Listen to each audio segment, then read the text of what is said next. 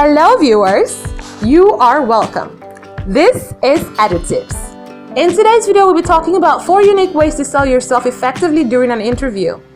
These and many more amazing videos are offered in this channel, so click that red subscribe button and be among the first to know when we upload beautiful videos like this. Now let's get on to it. I simply lack the confidence to market myself.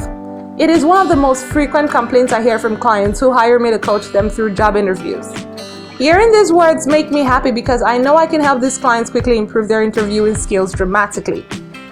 They frequently have success, poise, and confidence, but they can be a little too modest when bragging about themselves. Consider Lawrence Guy as an example. He's an accomplished IT professional with an outstanding background who has no trouble speaking in front of a group of coworkers. He hasn't conducted interviews in a while, and he's always come across as a modest individual. He was able to avoid discussing his most noteworthy achievements in our first mock interview, and when asked about his strengths, he stumbled and mumbled. After just one session, Lawrence transformed from unassuming and forgettable to enticing. Well, he got the job offer that he wanted anyway. So, what's stopping you from getting the job offers you deserve? If you identify with Lawrence, you most certainly are not alone. This same discomfort with self-promotion has affected some of my most impressive clients. The majority attended numerous job interviews but never received offers. Some weren't even called in for interviews because their resumes weren't up to par. The majority of people don't naturally talk about or attempt to sell themselves, to be honest. We are rarely asked to describe our accomplishments or list our strengths in daily life.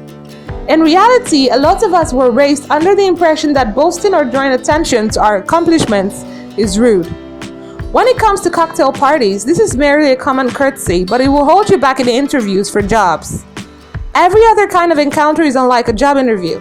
The interviewer wants you to explain what sets you apart from the other applicants. He must choose the most qualified applicants. The interviewer must depend on a little amount of information, what you tell him in the interview, since it is difficult to gain a full and comprehensive picture of any human being from a 30 to 40 minute talk. As a consequence, excellent applicants often lose out to others who have lower credentials, but a stronger presentation. The good news is that it's highly doable to develop selling skills that nevertheless seem genuine. It is about knowing what your primary skills are and being able to express them clearly and persuasively. It is not about deceit or false representation. Consider it a marketing challenge. Approaching it as a marketing problem may be helpful. It's funny how some of my most humble customers have been marketing executives who were masters of their craft but had trouble leveraging their expertise to promote themselves. Yes, a job interview is a dialogue. It's a chance to meet a prospective manager or colleague and talk about a possible opportunity. You want to come off as a genuine and likable person. Remember, however, that the interview is also an opportunity for you to practice presenting yourself for the job. You want to make it clear that what makes you stand out from the competition and how hiring you will be advantageous for the company. Some items lack substance and are just about the marketing. Some of these individuals may be familiar to you. I don't advocate using such a strategy. I'm talking about putting your best foot forward, being aware of your advantages and articulating them in an impactful and convincing manner. Let's look at how to approach your interview like a marketer now that you are using the metaphor of you as a great product and an interview as your marketing opportunity. What exactly does it entail to do well in an interview? You need to demonstrate that you are a good fit for the position and that the company's culture, as well as that you have the necessary training and experience. Consider this as a more intense in-person version of the effort you performed on your resume to get a job interview. However, you need to go above and beyond simply checking off the items on your interviewer's checklist if you want them to be enthusiastic about making you an offer. To convince interviewers that you are a strong candidate, you must sell yourself out. Does it sound intimidating? Probably because someone has told you that you should market yourself during an interview. Yet, how? How should you present yourself to potential employers?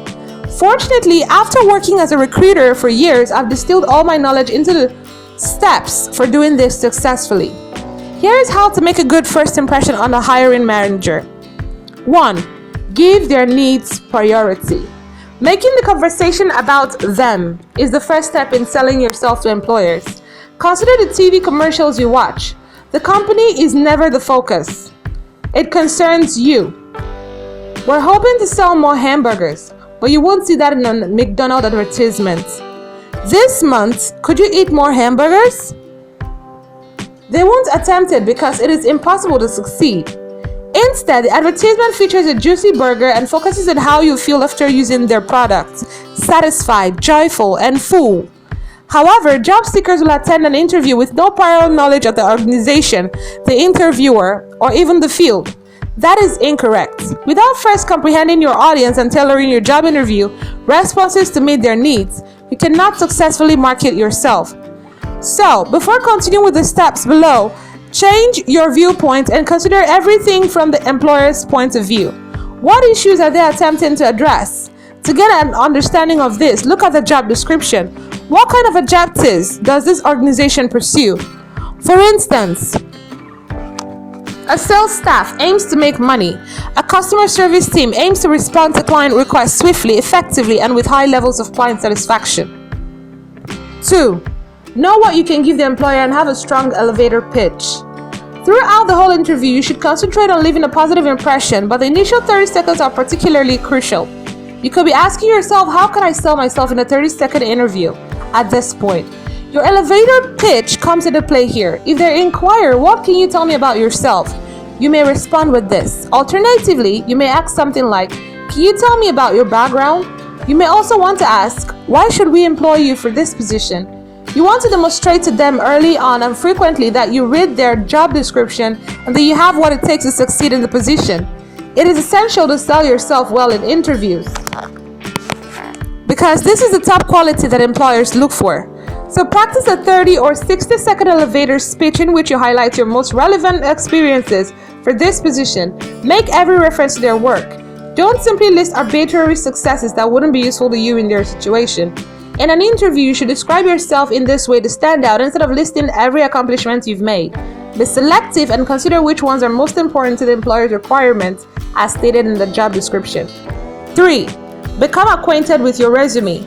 During the interview, the interviewer will be examining your resume and probing you about it with inquiries like, this role that you held 2 years ago looks interesting.